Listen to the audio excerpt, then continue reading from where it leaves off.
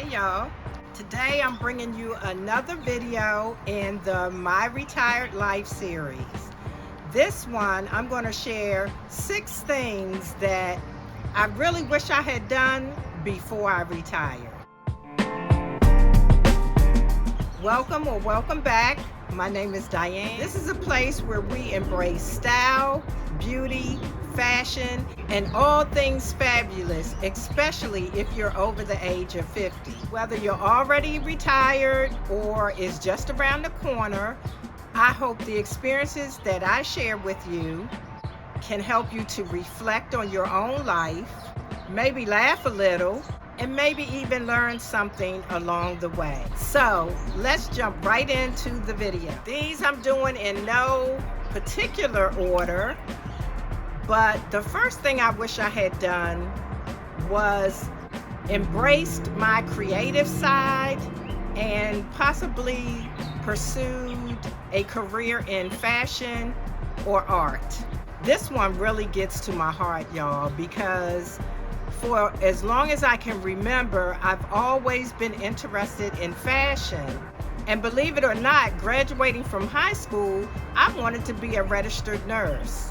I went to school for nursing, but that really wasn't where I was supposed to be. I pushed my interest and my passion for fashion aside for a more safer, more practical career. And even though I was a nursing major, I didn't realize that I was a good teacher until much later on in life, after I had my children. But now that I'm retired, I'm finally tapping into my creative side. And let me tell you, it's been a joy. It brings me peace. It brings me happiness. Fashion and creativity is something I've always been interested in. Number 2. Now, I don't know if you're like me, but I'm a bit clumsy. And there were several occasions that I fell at work. So the second thing I wish I had done before I retired was, when I fell, gone immediately to the emergency room and to follow up with physical therapy or whatever. So like I said, I've fallen at work a couple of times and I really messed up my ankle, y'all.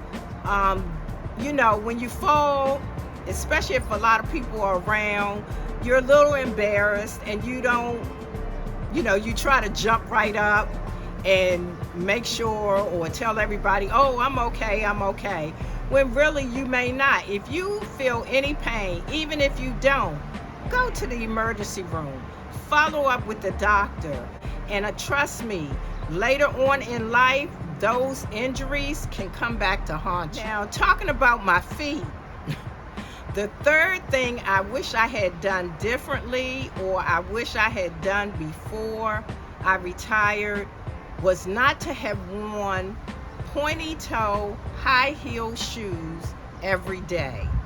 Y'all, back when I was in my 20s and 30s, and even my early 40s, I was working downtown in corporate America, in law firms, and of course we had to dress very professional. And I always wore pointy-toe, high-heel shoes. Now I got bunions, corns, everything. You don't do it to your feet. Find some type of balance. There are a lot of very attractive flat shoes out now, and just don't do it. Don't wear them every day. I'm not saying don't wear them, because I still wear high heel pointy toe shoes. Man, it's a fly. Anyway, but yeah, just don't do it. Find a balance. Wear some, they got square toe shoes. I don't really like round toed. I do like almond toe, but the pointy toe ones, as you can see, look at your feet. They're becoming deformed because of the bunion, and your toes are going in and all kinds of things. So just take it from me, don't wear them every day. Now, Along with that also is number 4, I wish I had paid more attention to my posture. Y'all, your posture, ooh, why this fly trying to be in the video? This one snuck up on me because for years as a administrative assistant, a secretary, receptionist, whatever, I sat at a desk in front of a computer, always kind of hunched over. And instead of sitting up straight, or even now they have the computer desk that you can stand up and work. I wish I had that, and I wish I had really paid attention to my posture. Now I'm trying to fight it because it doesn't seem natural. If I had paid attention to my posture back then and stood correct, shoulders back, chin up, then I wouldn't be struggling so much at 60 some years old. So pay attention to your posture. Number 5, y'all, is that I really wish I had gotten my passport sooner and traveled abroad when I was much younger, when I had a lot more energy. Not to say that I can't do those things now or that I don't have energy, but when you're in your 30s and you're even in your 40s, you have a whole lot more energy. Granted, I used my energy on my family and I don't regret it. However, if I had to do it all over again, I probably would have traveled abroad back in my 20s or 30s. So if you're watching this and you haven't taken that international trip yet and you're not afraid, I know a lot has been happening. People probably think they might leave the country and can't get back in without current administration. However, I encourage you, take that time, take that trip, apply for that passport, take that trip.